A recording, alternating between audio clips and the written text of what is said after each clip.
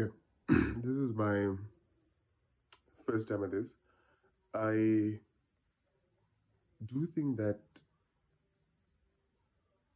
you know, people meet. Noma met Malusi Gigaba. I mean, at the time when they met, how they met, um, the morals around that, I mean, remains to be very debatable. I'm assuming anybody can argue this whichever way, right? So one can argue it is wrong. I mean, yeah, whichever way they met, for me, it doesn't really matter. The point of the matter now is you've got all these allegations that are put against this lady to say she's done all these things, attempted to kill the husband. As to whether that is true or not, I mean, that is to be tested and the court will give a verdict around that. But for me, what is of the most amount of concern is how she has stood by him.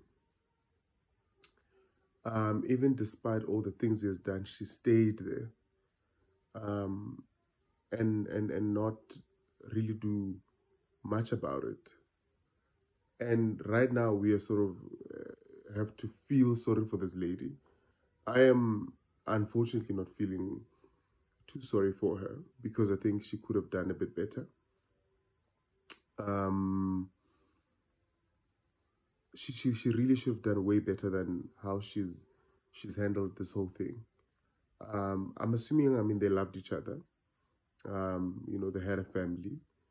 But ultimately, I don't think she's deserving of this kind of treatment. What I do think happened is, the car was damaged because she was angry.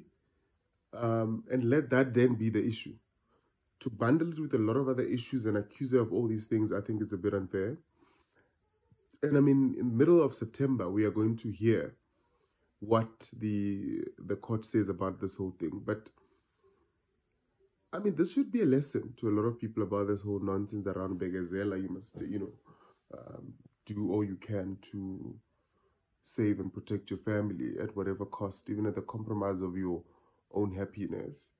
So she has sacrificed a lot, and I think she has compromised a lot to really try to prove the haters wrong and make the marriage work. And ultimately, I think she's ultimately failed. What I hope is at the end of this thing, she files for divorce.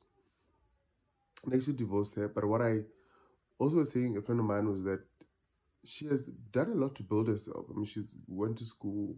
She's got skills. She can really survive. She's built a very strong social media platform and profile. So I'm thinking she definitely will be able to survive and have a life after Malusi. So I mean, I can only wish them the best. And yeah, that's it.